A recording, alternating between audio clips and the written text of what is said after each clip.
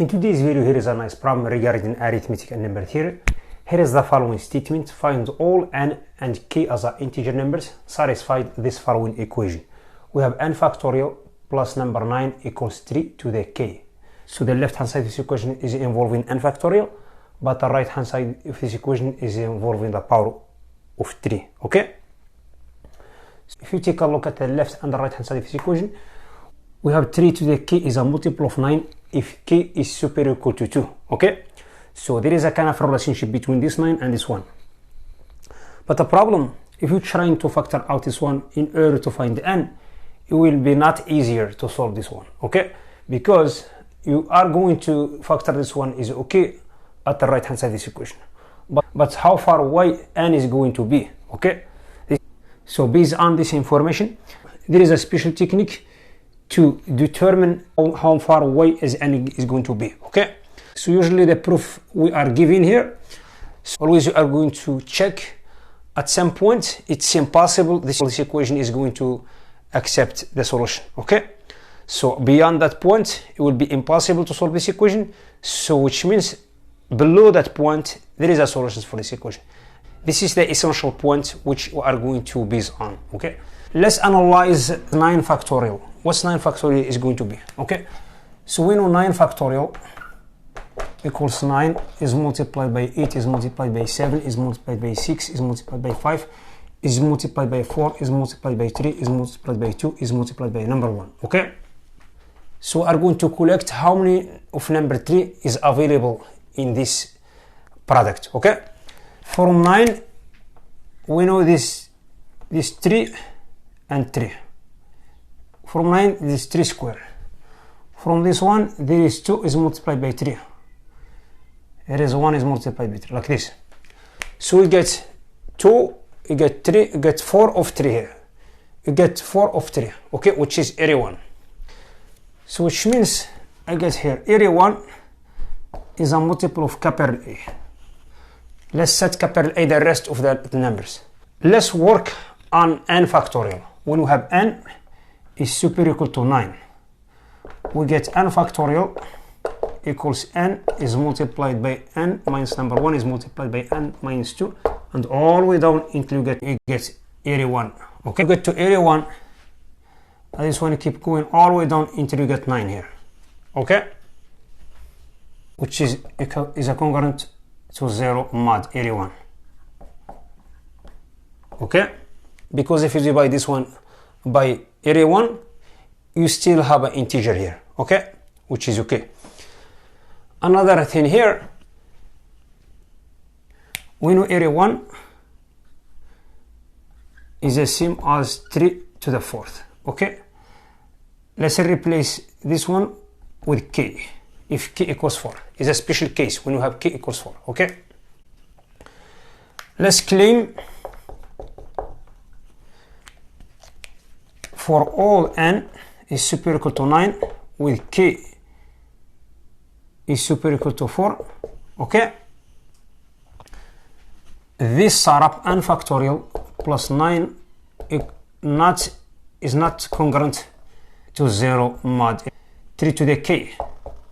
Okay, above this point, or n factorial plus 9 is not multiple of 3k, which is there is 3 to the k is multiplied by c. What is this? C is a some natural number. Okay, if we prove this one, we are done. Okay, now let's do this one by the way of contradiction. So by the way of contradiction, suppose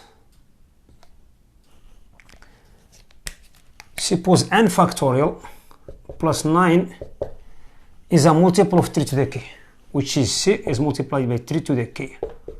Okay, or is a congruent to 0 mod 3 to the k. Okay, let's work on this one. Let's put number 9 equals c is multiplied by 3 to the k minus n factorial. So we already found n factorial is a multiple of area 1. Okay, this one is giving us n factorial equals d is multiplied by area 1, because we found n factorial is a congruent to 0 mod area 1, which means area 1 is a multiple of n factorial. Okay, so let's take this one here and replace it into this setup to see what's giving us. So I get the following. I'm going to put 3 to the 4 out of these things here. I get 3 to the 4 is multiplied by 3 to the k minus number 4 is multiplied by c minus n factorial, which will be replaced with d area 1. Area 1 is the same as 3 to the 4th is multiplied by d. Okay, let's take 3 to the 4 out of these things as a multiplier. I get 3 to the 4 factor 3 to the k minus number 4 minus c minus d. Let's replace all this stuff by capital B, which means I get capital B is multiplied by 3 to the 4th, which equals B is multiplied by area 1. This one is a congruent to 0 mod area 1. Okay, so we get 9 here is a congruent to 0 mod area 1. This one is telling us area 1 divides 9.